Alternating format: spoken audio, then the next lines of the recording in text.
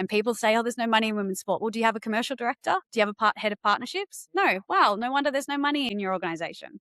So I would encourage people to have someone assigned to that, because there is money out there. You've got to be intent and adamant that you're going to be the one to go and get it. You're listening to Becoming Match Fit, the podcast helping athletes and high performers build confidence, clarity, and opportunity on and off the field. I'm your host, Nick Greentree. Welcome back to Becoming Match Fit, where we explore the business, branding, and future of sport. Today, I'm joined by Carinda Palmer, the head of brand and marketing at Classic Sportswear, and Holly Bailey, the founder and CEO of Play Like a Girl. These two have partnered together alongside athletes like the Matildas alumni and female athletes to help shape and develop the Classic women's range. And that's exactly why this conversation matters. This isn't a brand designing products for women from the outside.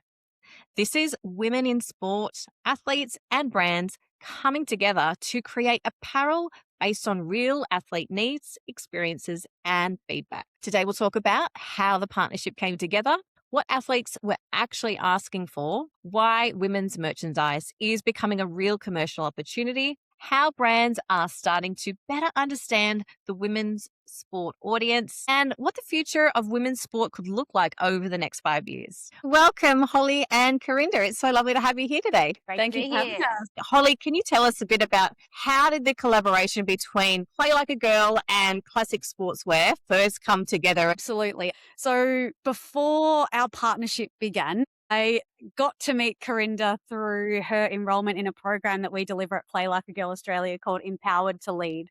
This was a very early iteration of this program, and sometimes it makes me cringe thinking about the program that she went through versus where we're at now. Anyway, not the most important thing in the conversation, but Carinda came through. Carinda was working at Sailing at the time and had some ambitions around working at managing brands in sport, and was really someone who stood out through that program. And we stayed in connection after that. I knew she was going to do great things. If you know Carinda, lots of energy, very passionate, someone who gets things done. So I was really pleased to have her, to be in her orbit and watch where she goes next. And then I got a phone call one day and Carinda said, I'm going to Classic Sportswear. I'm head of brand. I would love to talk about a partnership. I know that you are female first. You've got a big community of women and girls across all codes of sport, and Classic, that's the direction I want Classic to go in as well. So let's talk about a partnership. So I got to meet her in a different environment and then be part of her journey into what is now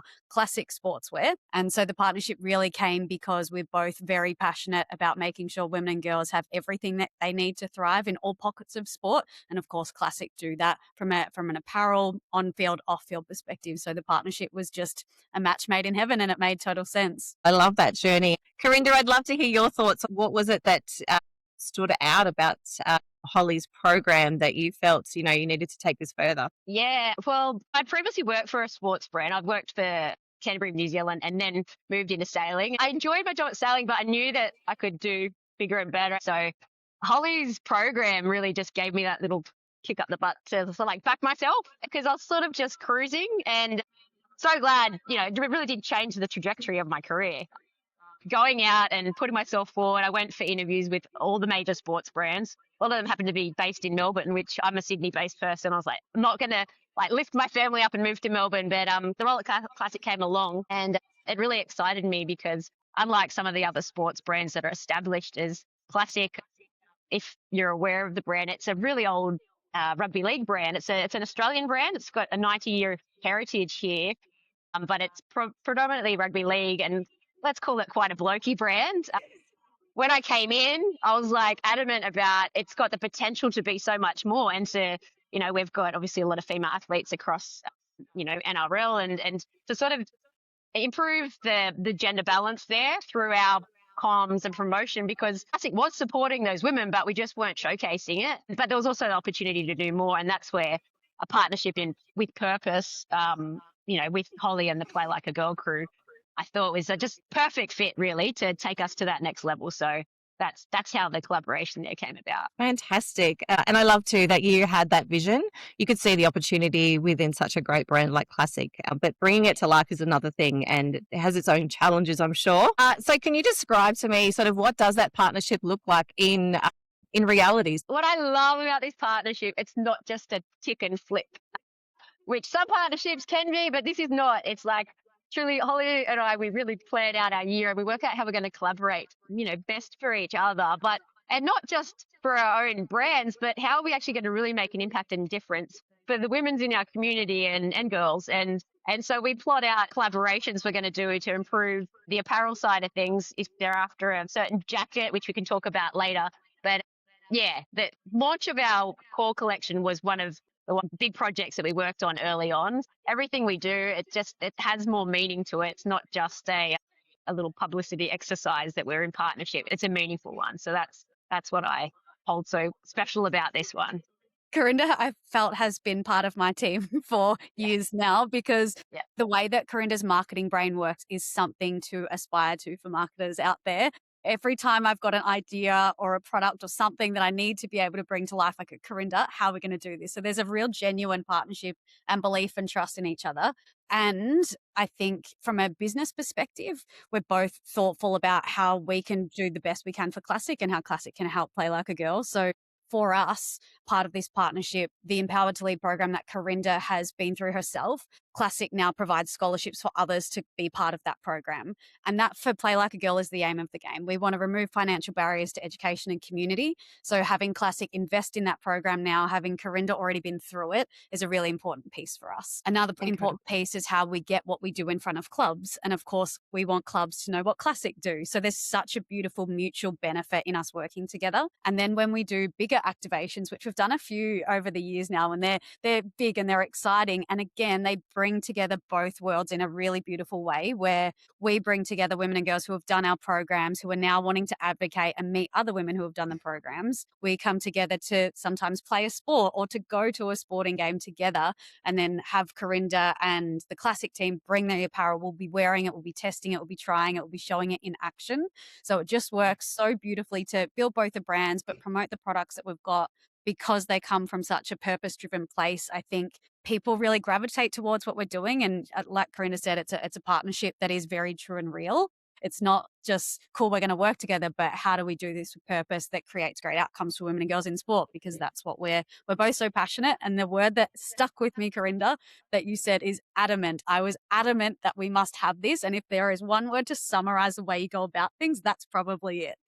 So much energy coming from you both. It's palpable. I can feel it coming through the screen and I love it. Girls and I were lucky enough to be invited along to the International Women's Day event that you both ran. And I have to say, everything that you've described there was very tangible. I felt that the collaboration was there, the energy was there, and the purpose at the core of everything was coming through.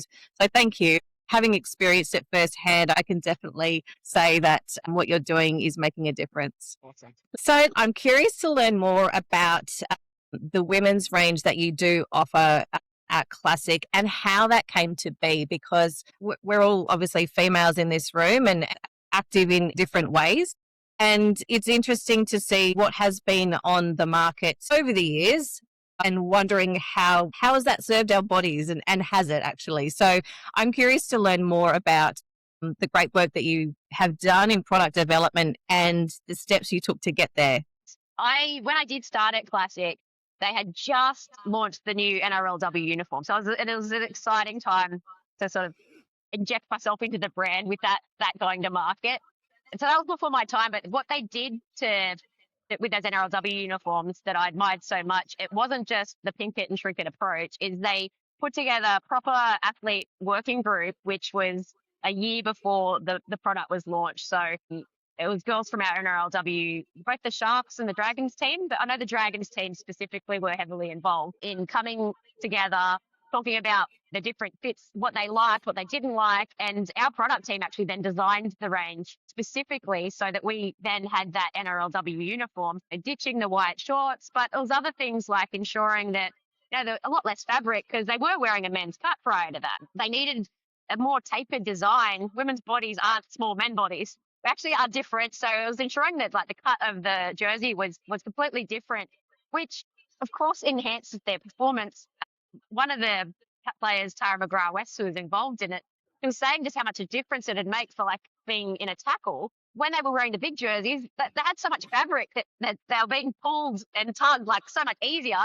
They're wearing the jersey that's tapered to their body is they just felt so much more athletic and could like get past the players, not be pulled back. So that and some of the discussions around the shorts and the sensitivities. It's that time of the month and you're wearing white shorts. That for their confidence level, being out there on a field and on broadcast, it's like, of course they're going to not be firing on all cylinders or operating at 100% with that in the back of their mind. So, the uniform does actually play a huge impact in the confidence and then knock-on effect for performance. So I was really proud that our brand did take that on and change the NRLW uniform to what it is today. The second piece was this core collection, which Holly's community was involved in. When I started at Classic, there was a core men's range, but there wasn't a core women's range.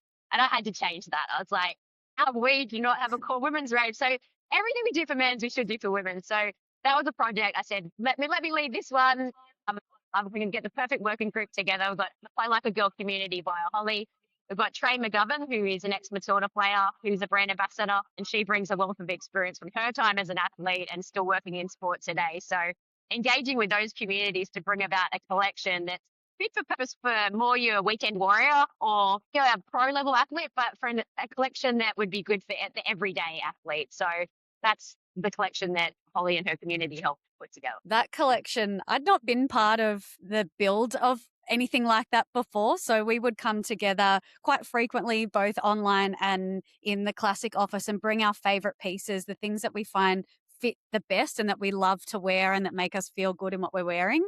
And so that was a really interesting piece because we've all got different bodies, we've all got different shapes and sizes and preferences. So to go through that together and then come up with what was most preferred from the people that we spoke to both in our community and in that room, and then deliver on a range of clothing that we now get to wear was really exciting.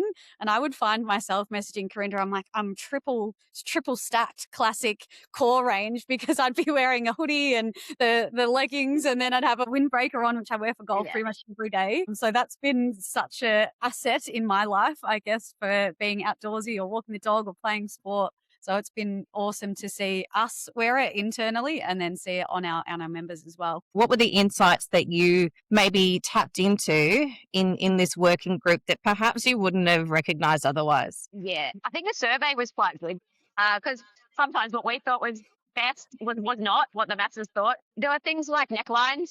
I thought was quite interesting is I think there's been a trend in the past where like women's activewear was to have a lower neckline, but we found actually our NRLW athletes hated a low neckline. They prefer like medium to high neck even.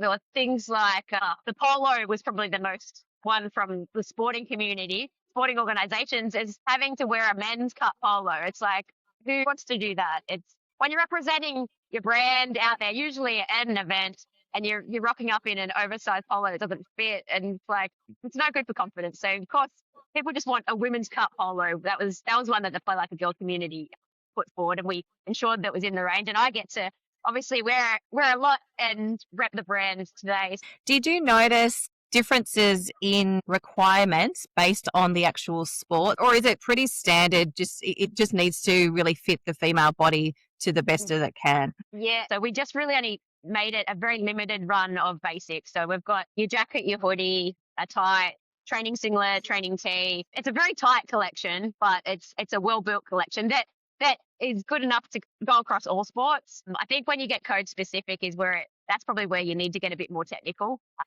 And that's where the Classic teamwear specific ranges would come into play, which it sits outside this particular collection, but we have specific ranges for rugby league, for rugby union, for netball.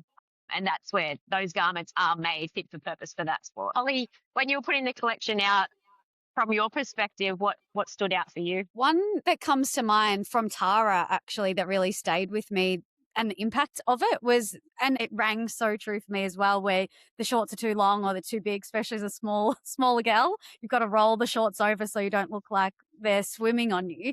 And Tara was talking about that in her experience in NRLW and needing to roll her shorts, and then if it is the time of the month that she'd need to run in at halftime and make sure that everything was tidy and taken care of, and then she'd miss the coach's address and go back out feeling rushed and stressed, therefore performance is, more difficult to sustain in the way that she'd like to. So I thought I really like hearing the pain, I suppose, previously of what they've needed to manage and the outcomes of that versus now what they have and the better performance they can expect thanks to Classic actually listening and going and creating what they desire and what they need to perform really well. That was the one that really stood out for me from her perspective. Yeah, we've spoken about the period products to the sports bras and all those undergarment issues that are going on and need to be addressed. There's layers to this, right? And we want confidence at every layer. So yeah, things that might seem simple to those who don't have a female body, take note. Listening is really appreciated. Definitely. So in gathering this information, you mentioned that you did a survey. How did that come about? Because I think a lot of people want to make change, but unless you know the key issues and the core problem, it's really difficult to move the needle. Yeah. Well, we did, obviously internally, Classic women, but it was Holly's community. And Fly Like a Girl community is the perfect community because it's comprised of so many different women and girls from different sports, different stages of life, across different sporting codes. So being able to get the insights from her community, Trey McGovern also, bounced it off her football community of ex-Matildas, current Matilda. So we got input from that side too. But I think the Holly's Play Like a Girl community were the perfect ones to provide that feedback, given they are that market that sit there. They're women and girls are in sport. They might not be at that pro level, but they are the ones that are engaged in sport day to day, week to week. So we wanted to make sure this collection would be suitable for them. Yeah, definitely. And that community are so passionate about wanting to make sure everyone is taken care of in their sports or in their environment. So they're more than happy to advocate or have an input into things that are going to be for the betterment of women in sport. So I think Carinda maybe had a number that we were aiming to get to. We were trying to make sure that we had a whole lot of responses so we could get a lot of feedback, because we know we are particular about the way that we want to look and feel. And then the broadcast piece as well for those that are being seen on television is a whole nother layer. So yeah, as much as we can get and much feedback, the better. Definitely. And you touched there on it's not necessarily just for the pro athletes. I think the importance of the pathways, or even younger girls as their bodies are changing too, right? That they are feeling comfortable and supported. So community clubs can get the teamwear, right? It's not just for your top tier athletes. Yeah, absolutely. So we've got those code specific collections of teamwear, depending on what code they play. The other option is this core collection. It can be ordered for teams. It has a minimum of 20 units, but if they want to opt into like your basic tight, your basic training singlet and wet leather jacket, that's in this women's core collection, or polos. Like, just if you need some good women's polos, just come to us. It's like minimum of 20. It'll be enough for your merch covered and you won't have to wear men's one at events. We're in a day and age where people should not be forcing women to go out on stage or represent at events in men's polos. So if your company's doing that, please come to Classic. I like the idea, and it really rings true for our partnership, Carinda. A tagline or something that always stays front of mind for me is for the many, not the few. So yes, there is an offering and a space for elite and pro, and of course we want to make sure they're taken care of. And there are so many women with a connection to sport. They deserve to be taken care of just the same. So our community specifically is probably made up more of women and girls in state or community level sport. Yeah. And they all have needs, they all have requirements, want to be treated, the same as someone who's at the top of their game. They're giving so much and giving all of themselves. So, it's been really nice to have offerings for women, all walks of life, all shapes of sizes, that has them in mind. That's a really good point you make there, Holly. And I guess that then translates through to merch as well, right? So it's not just we would get the men's merch and as a fan, maybe not as even a player of that sport, but do I have to just like throw on that men's shirt because that's my team, but there's nothing else available, right? So I think, again, carrying those principles through makes a huge difference to, yes, participation, but also the fandom and the engagement from the fans to help grow these sports. It's an exciting time watching the whole apparel approach from clubland change in just the last 12 months. It's a real interesting trend in the whole fashion side of things. Even on the men's teams, But where we can take the women's teams is exciting. I think I saw a clip this morning, and look, it was just on Instagram. So, take it with a grain of salt. I don't have the data, but they were saying that Caitlin Clark's jersey has outsold LeBron James. And I was like, wow. Right. So, I mean, there is definitely some data out there that needs to be explored. And the more that we lean into this space, it's great business too, right? 100%. The supporter merchandise piece around that, it's like, the community feel it's different to the men's. Women supporting women's team is like, we want to signal our belonging and our pride and the progress of the growth of the game. So we actually really wear it as a badge of honor. It's not just saying this is the team I support. It's more, this is actually part of my identity. There seems to be a lot more connection, I think a lot more power when behind the women's supporter base than the men's, but it's just, I don't think brands, and I mean like all brands, haven't really tapped into that properly, and we're not there yet, but where we can take it is very exciting. I can't wait to unpack that space more in the coming years. Absolutely. Having been into your office and seen some of the cool jackets and shirts that you do have available, it's super exciting. And I think as females, a lot of us do appreciate fashion, and now combining the two, to say, let's maybe push it beyond what it has been, because I think you girls could attest that female sports is carving out its own space. It's not just duplicating a men's version. And I think that's where the excitement comes from. So yeah, fanwear, I'm excited to see where we can go with this. Ooh, we've got a nice jacket we're working on at the moment with Holly and the Fly Like a Girl crew. So stay tuned to Classics and Fly Like a Girl socials. They'll drop, I think, later in June, but we've been working on a very cool. Can I say, Holly? Absolutely. It's like a varsity jacket. It's like that collegiate baseball style jacket. Very on trend. Yeah, I'm sure that the Play Like a Girl community are going to love it. But, just kept it quite minimalist with features, and we've got a special Play Like a Girl logo on it because it is the 10th year of Play Like a Girl, which is super exciting. So it's got a special Play Like a Girl logo for that.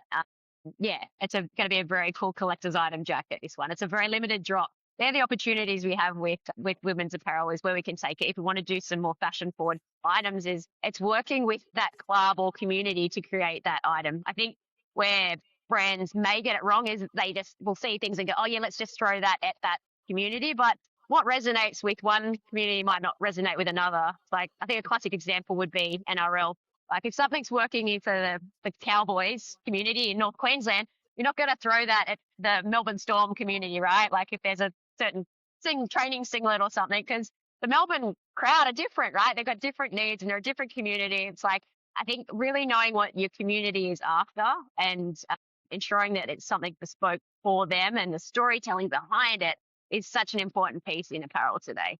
And you're going to see that's where brands do really well, is if they really tap into that. I think that's a really interesting opportunity for clubs or for brands to look at their data. So to your point, it's not just looking at what's hanging on the racks. It's looking deep into their fan data, whether it's in their CRMs or whether it's in their socials, and getting to understand who their audience is, because you're right, unless they understand who they're talking to, they're likely to miss the mark. Yeah. Carinda, I loved your recent campaign in New Zealand and the way that you presented those athletes looking strong and in their beautiful uniform. Would you share a little bit about the storytelling of that? Yeah, that one was just all about putting the athletes center stage. The Apuki, which is the New Zealand Super Rugby women's competition, so it's the elite level of rugby in New Zealand for women. Classic do all the teams. They haven't had their own campaign or spotlight thrown on them before in a way like this. So we just wanted to make sure that they had the same sort of treatment as the men's and were really put into the spotlight, but in a way that just really amplifies the amazing athletes that are taking part in that. The way it was styled, the way that they're portrayed in each of the images, we actually just wanted them to embrace their athletic body, who they are. And I think it's also a bit of visibility. You want women and girls, it's more the next generation of girls looking at that and going, oh wow, I could be a Super Rugby player. They've received love in the past, but not to that level. I'm really proud of that campaign, and it has received a lot of great feedback. So if you haven't checked it out, jump on the Classic socials and give it some love. Fantastic. That sounds amazing. I have seen also, and I think you guys do this really well, is embracing the cultural diversities and that coming through in sportswear, which I think has been a huge success and feels very now embedded especially in NRL, and I'm sure other sports as well. What I would love to see is now moving towards how we're celebrating not just the fact that, yes, we've got females playing, but it's more embracing them and understanding their specific needs, just as we've done, say, with other diverse groups as well. Yeah, no, I loves working with those Indigenous designs. The All Stars one this year comes to mind, and it had such amazing colours, and the artist did it in such a way where if they were running in one direction, the back of the uniform had more of an orange tinge, and the front had more of like blue. It's a really interesting artist design. And we also were able to put that in wee bit into the inner of the hoodies, like there's this inner fabric so that the hoodie's black, but the fabric is the pop color of the Indigenous artwork and things like that. So that collection is beautiful. If you haven't seen it, jump on and have a look. It's special. What I love about those designs as well, because that artwork is always storytelling, right? The more that we can do that in whatever realm that we're talking about, the stronger impacts that we're going to have. Storytelling, sponsorship, community integration into female space, I think, is shifting, but there's still a lot more that we can be doing there. No, that's right. We'll keep fighting the fire, won't we, Holly? Absolutely. That is a lifetime commitment. We got Amazing. Holly, what would you love to see sponsors leaning into to help achieve those long-term goals that we know are possible, but still feel a little out of reach for us? First and foremost, leaning in the first place. Let's start there. Let's do that. It is such a valuable product, not only for the purpose-driven sense of it, but from a value perspective, the return on investment now. There's a lot of data around the return investment that organizations get from having female athletes at the forefront of their organizations. There is a mid-tier accounting firm that I think of immediately in Australia who have a very well-known face on their campaigns and have got a significant amount of return in terms of brand, in terms of the way that their brand's perceived by their customers, in terms of referred business, in terms of a whole range of different outcomes. And that report's about to come out in the coming weeks and months. So definitely keep an eye out for that. But I think from organizations' perspective, the way to approach women's sport is very different in the way that we would have traditionally sponsored men's sport or investing in women's sport, whether it's at pro level or otherwise. It's not necessarily only about branding. It's not simply a logo slap and that's going to be the thing that changes the game. Women's sport is asking for thought. It's asking to be heard. It's asking to be impacted in a way that is genuine and meaningful. And so approaching in that way with a far more considered approach is really important. The way that we change the game for women and girls or the way that we invest needs to be for impact and things that actually change the game. And so often I think the conversation revolves around money and getting dollars in the pockets, which is really important. Don't get me wrong. There are a lot of other things that can be invested in that make a big difference, such as providing incredible staff or medical teams that can provide them the performance environment that they need. There's lots of different things that we can be doing to invest in women's sport that sponsors can really contribute to. So if there is a inkling that they might like to get involved in women's sport, there's lots of opportunities and we can certainly help with those introductions because we've got sort of both sides. We've got a whole lot of corporate partners now that are investing and know the value that they get from investing in women and girls in sport, and we're a great connector for that. And then there's our sporting communities that are new female teams or new female associations or clubs that are trying to build up their female representation. Those clubs always need support. So corporate Australia is where it's at. I think if our country can continue to invest and look for opportunities to do that, we all rise. Fantastic. And what role do you see data and insights playing into that to help bridge the gap, I guess, between corporate and sport to be able to bring them together? I'm pretty ferocious about it, if I'm honest, because the lack of it terrifies me. There are lots of areas where we don't know specifically how the dollars impact in Australia. I'll share an example that gets me going every time. There is some data around women and girls in sport and how we know that girls who play sport become women who lead. We know that. However, a lot of the data and research that is quoted is not based on the Australian market, the Australian sporting ecosystem. It's based on overseas data and information that we find elsewhere. So I've been on a bit of a rampage to find out, well, we know this and we have conversations about it, but it's objective. We don't have specific data that can talk to us about what are the attributes and characteristics of women and girls in sport, and then how does that apply to leadership? And so I've been banging on lots of doors trying to figure out, well, where is this information? Why don't we have it based on Australian girls yet? And so we've got a couple of proposals out at the moment to be able to go and do that research, because we know it, but it doesn't exist yet because no one's taken the time to really focus in on women's sport and what it needs from that perspective. So being able to understand exactly what the characteristics and attributes are, then we can build education and practices and structures around it and go back and teach it before the girls drop out of sport, for example, or whilst they're in their sport, continue to teach that sport's going to set us up to be leaders in our lives outside of it. So that's one example where the data is lacking. If we had it, it would be a game changer. There's a lot happening in the university space around medical and health outcomes for women and girls in sport. There's a lot more data coming, but man, we're behind, so behind. Even if I think about this morning, I'm thinking about the different leadership frameworks and things that we talk about so often, those conversations, and the research is done on men's sport and men's team culture. There's not a heap of data around that specifically for women's sport. So in terms of data, it drives so many decisions. It enables us to go and ask really clearly for the investment that we need to grow things because we're clear on where we currently sit. But without it, that makes commercial conversations really hard as well. Yeah, definitely. Without anything to back it up, the dollars are going to go elsewhere. So yeah, I 100% agree on needing that data and making it meaningful. What do you think that brands are still misunderstanding about players and audiences because we don't have that data? My view is that it has to be a long-term mindset. It can't be, let's get in and do a quick investment and see how it goes. There has to be a strategic approach that you have to invest first and go on the journey to then reap the rewards. And I think what you mentioned just then about coming along and maybe investing a little bit or just it be more of a tick box exercise, it's not sustainable, and it's going to continue to emphasize the argument or the debate that there's no value in women's sport, which is absolutely not the case. What we need is brands who have a long-term mindset that this is where women's sport is going. I'm going to decide whether I'm in on it or I'm not, but the return might not be immediate right away, but it will be there if we continue to invest in it. And we see that through our partnership, is that we know when we continue to invest the time, the resources, the people, the care, the understanding, we reap the rewards from a business perspective. So I would encourage any brand that we need to come on with a long-term approach and then get in there and listen. Like we've been speaking about, it may not be the problem, may not be what you think it is. Get in there and understand it and then invest in the things that they need for first and foremost. And it may not be dollars, maybe it is.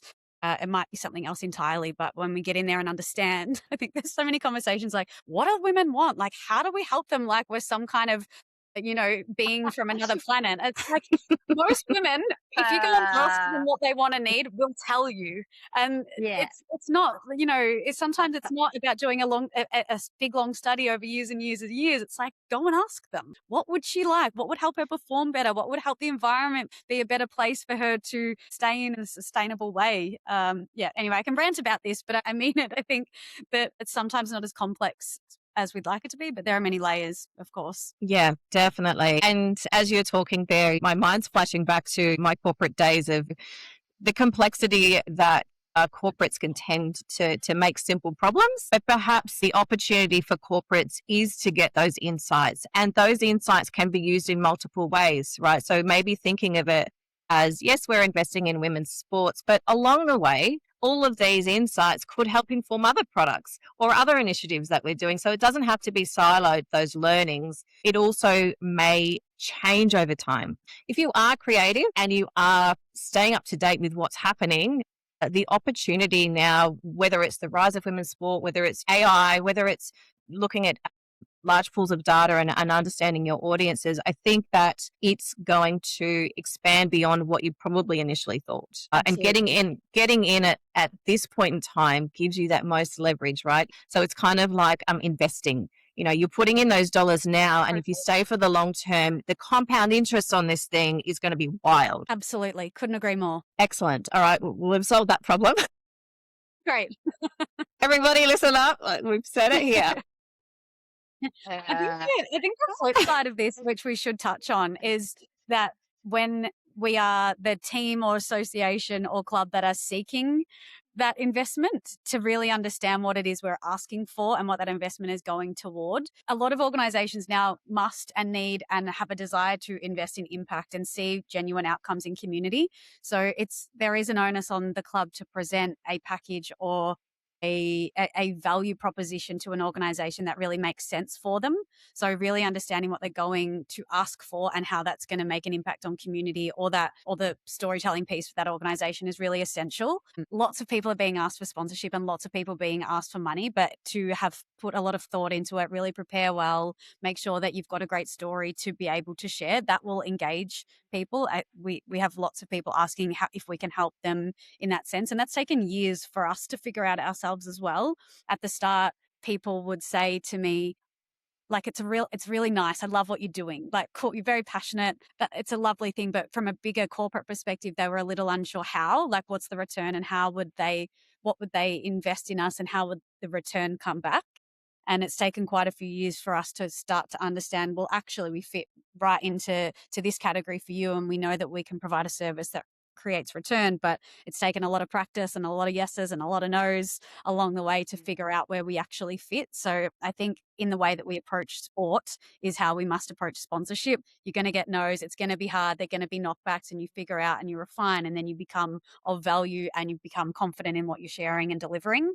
So there's certainly a journey to go on for those who are asking for money. The other thing, I'll wrap this up in a second, but the other piece is in so many different sports that I have seen, a men's program will treat it as a commercial operation. They will have a head of business development or a head of partnerships. That role in women's sport is unique. It's rare to see someone who is head of commercial or head of partnerships in a sporting association that is specifically focused on women.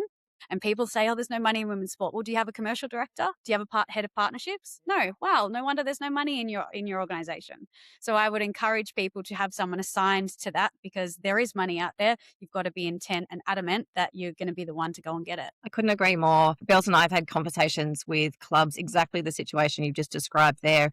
And it's been no, we don't offer sponsorships just for females, actually. We had a case where we had facilitated a conversation where a sponsor wanted just to do a deal with a female athlete. And the club said, oh, we don't do that.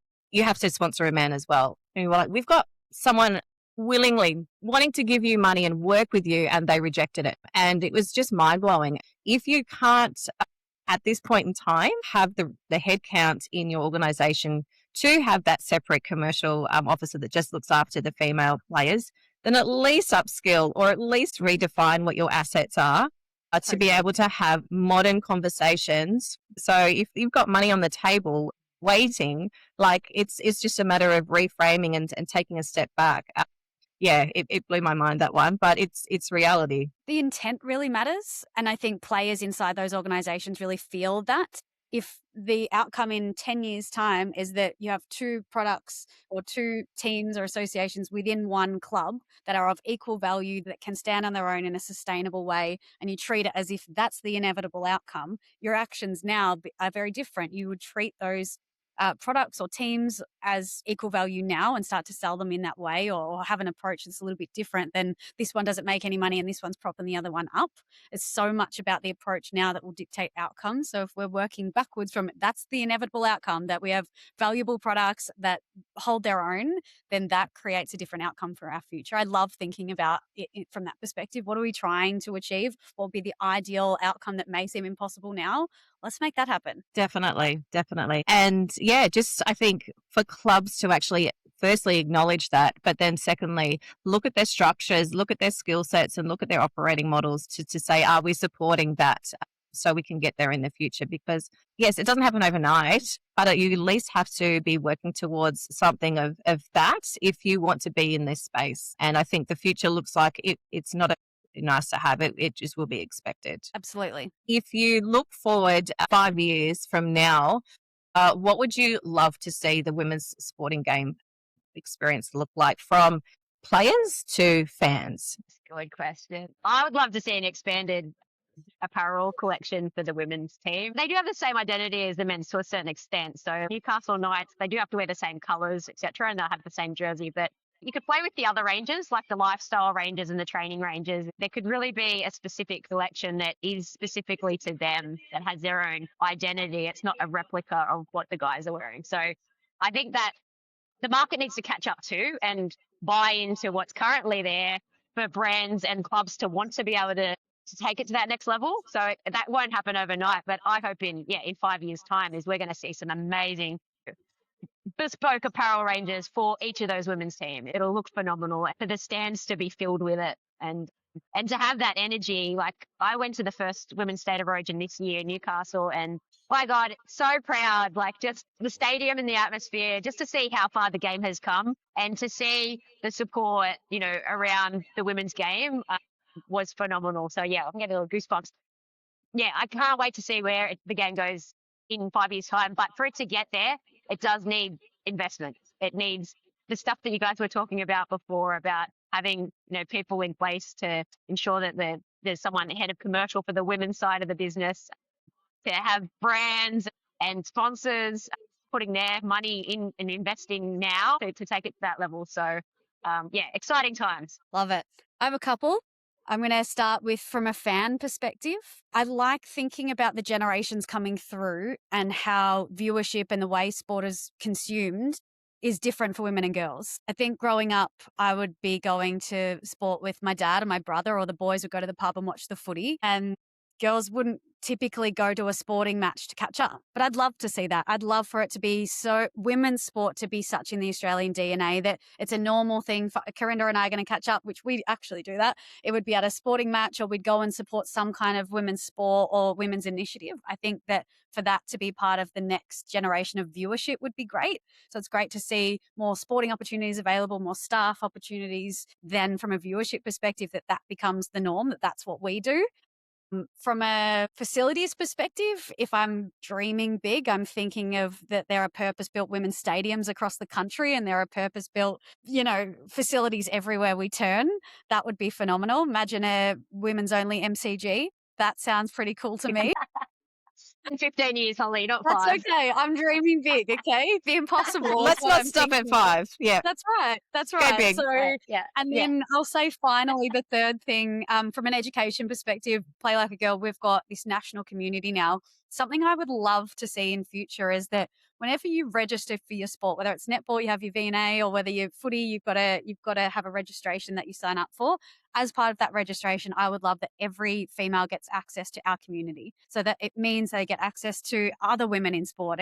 They get access to job opportunities. They get access to leadership development and a whole range of other things, sports psych, dietitians, that's just a normal part of the Australian culture. So from an education perspective, I would love to see every female connected to sport have a membership to what we do.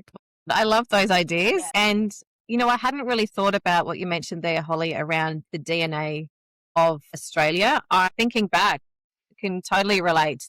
I would play cricket in the backyard with my dad because I think that's the only way we could really connect through sport, which I loved. That was a great joy for me.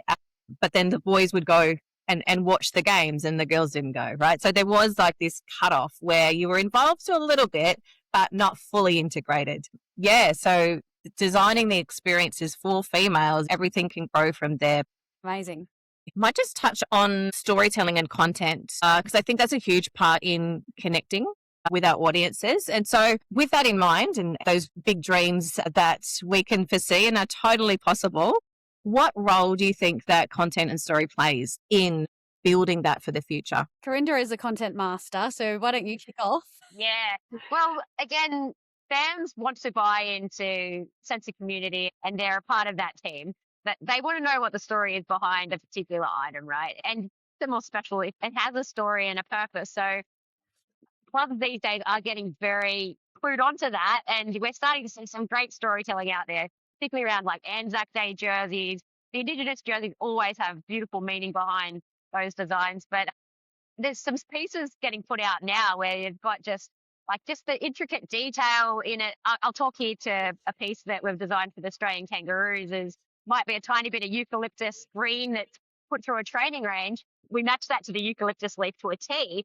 That's the reason why it's that color green. You wouldn't just sell it and just say, oh, there's your green polo. It's actually unpacking some of that detail for the fans to understand and buy into it. They want to be part of it. So Let's ensure that you are purposeful with the pieces you put out there. Storytelling from our perspective is probably one of the most important elements of our community and our growth, both from our corporate side and from our women and girls in sport. When our corporates invest in scholarships for our Empowered to Lead program, so they might buy a pack of scholarships and then we'll promote that thanks to this organisation, there are fully funded scholarships available. And the best way for us to demonstrate the impact that that investment has had is that we then go and tell that woman's story. That prior to the program, similar to perhaps Carinda or many other examples where someone might be in a career, they're feeling a little bit stuck, they're a little bit uncertain, they come to have an experience with us, they get to meet all these really inspirational, amazing women doing cool things who are sharing their stories, then this person now has had the encouragement or the nudge needed to act and is now in a role that she's thriving in. So, and us being able to share that because of this organization and this investment, this has now happened, we continue to be able to ask for more investment because we can show that we do a really good job of that. So from a corporate perspective, it's essential that we do that really well. And then from our women and girls, inviting more people to be part of our communities, we want to show that it's full of women that are just like them, that we all have challenges, we all run into roadblocks along the way, and that if we can come together and share those stories, we can help each other move through them. So from even in our cohorts, the first introductory session where everyone goes around and talks about who they are, where they come from, and what brings them to play like a girl, that piece in itself is so inspirational because you get a snippet of someone's story, but you immediately feel connected to them, or you might resonate with something that they say and realize, actually, I'm not alone on this journey of, of women in sport and creating great spaces. There are others out there too. So that storytelling just opens you up to a place where you can connect or feel a sense of belonging that maybe you wouldn't if it's simply come and be part of this program. We want to know people's stories. So that's really huge for us in so many ways. Yeah. We have to be willing to be able to be seen to impact. Actually, go back to our core collection too. It's like the storytelling behind that. We didn't just slap a women's core collection together and go, buy it. It was quite strategic, and it actually took like almost a year in the making. And we went through wear trial, product testing, we collaborated, we did prototypes, and then we landed on a final product and put that to market. When we launched that collection, we did put a piece together that gave people a taste of the journey and the story. And I think that is important. Oh, I agree. We hosted our inaugural golf day a couple of weeks ago. And yes, there was always going to be golf played and there was always going to be a lunch afterwards. But we made it really clear that being part of that day was so much more than just coming along and eating some lunch and playing golf. Every table setting had a story of one of the women that's been through our programs and the impact it had had. And thanks to the partner that had provided that opportunity. And we had women who were on the panel that were talking about their experience in sport and how important people had been as part of their journey. So the storytelling piece just draws people toward our brand, toward our impact so that we can continue to grow. And I think that was really felt in the room. So people just continue to want to come because there's really good stuff going on, and we can't let people know that unless we're telling the stories of the people. So couldn't vouch for it anymore. It must be done. Yeah, agree 100%. And I think too, the brands that do this well, clearly both of your brands do it extremely well. But what we're also finding too is the power that individual athletes or individuals in themselves have to do this storytelling. And when you bring them together with brands, I think that's where the power is, rather than just brands pushing out their messaging, extracting out this story, getting that collaboration. Then it feels more purposeful, right? Then you have the authenticity and you're bringing forward sort of the impact. So from my perspective, I think that's where the power lies. And if athletes can get their heads around that, and I know a lot of them do, but I have to say I see more women doing that better than the men. 100%. Yeah. I couldn't agree more. The guys are good. The girls are fantastic. Like, it's NRLW season. We just did a content shoot with our NRLW Sharks team the other night. And those girls, they don't require much briefing. They work that camera. They know what they're doing. It's like they could just do a shoot by themselves. I wouldn't have to brief them. They are so switched on. Amazing. So, yeah, the opportunity for brands to work more with the female athletes, I think it's a little bit undercooked at the moment. Where it can go is exciting because they are stars, absolute stars. So I always end the podcast with this one question to all my guests. What does becoming match fit mean to you? Well, for me, it would mean like mind and body, ensuring that I'm switched on and equipped and have done my research and know my product, know my market, but also ensuring that I'm prepared from a good night's sleep, good diet, that I've put in the prep. Yeah, that's probably what match fit in a nutshell would mean to me. Match fit, physically, emotionally, spiritually, mentally ready to go. Pure and simple. I love it. Well, thank you so much for joining me today, both of you. I have loved every second of it, and I feel like we could talk all day about this, but everybody can follow Classic Sportswear and Play Like a Girl on your socials, and I'll put in the links as well to the websites in the show notes. But thank you so much, both of you. I look forward to hopefully catching up at a game somewhere with you both, and we can start this change and really do some great work together. Sounds amazing. Thanks. Thanks so much for listening to Becoming Match Fit. If today's conversation inspired you, feel free to share it with a teammate or someone you love as well. You can access free tools, resources, and our community in MatchFit 360 Academy. The link is in the show notes. Until next time, unlock your value, change your game, and become MatchFit.